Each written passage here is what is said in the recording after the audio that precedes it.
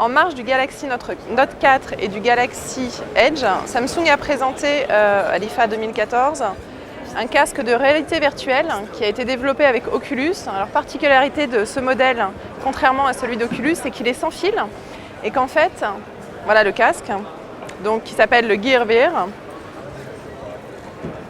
Et en fait, tout va être piloté, donc tout le contenu va venir du téléphone, la batterie est également sur le téléphone et on pilotera le contenu via un pad, ici, qui finalement va servir de télécommande pour sélectionner, arrêter un film ou encore augmenter ou baisser le volume. Donc je vais vous faire juste une petite démonstration de l'installation du téléphone sur le casque, qui est plutôt léger et pour avoir passé pas mal de temps avec, agréable, une fois qu'il est positionné en tête.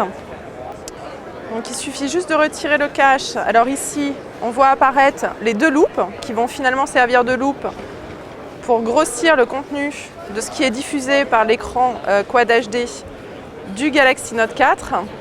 À côté de ces loupes, il y a donc des capteurs qui sont prévus en fait pour suivre parfaitement le mouvement de l'utilisateur et éviter donc des latences au niveau de l'affichage. Et effectivement, c'est le cas, puisqu'on est vraiment en immersion, que ce soit avec ou sans contenu 3D.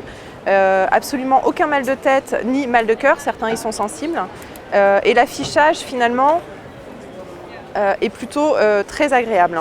Donc on va venir fixer devant ces loupes le Galaxy Note 4 qu'il suffit juste de plugger.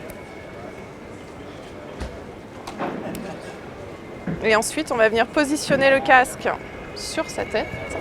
Voilà, une fois que le casque est positionné, donc on va pouvoir lancer le contenu via le touchpad. En termes de contenu, donc, on s'attend évidemment à des jeux vidéo. Aujourd'hui, il y en a très peu. Le cinéma, évidemment. Et puis aussi, ce casque pourrait parfaitement s'adresser à des professionnels, puisqu'on pourrait imaginer, par exemple, visiter des appartements au sein d'une agence immobilière sans avoir forcément à se déplacer sur les lieux. Donc, en termes de qualité d'affichage, comme je vous le disais, on est en totale immersion. Les mouvements de tête de l'utilisateur sont parfaitement suivis grâce au capteur. Et malgré, en revanche, l'écran Super AMOLED Quad HD du Galaxy Note 4, on note quand même quelques petits pixels. Donc au niveau de l'affichage, on se rend compte que la définition n'est pas encore tout à fait suffisante pour avoir une image parfaitement nette. Sur le dessus de l'appareil, en parlant de netteté, on va pouvoir régler l'affichage en fonction de sa vue et régler la netteté donc de l'image.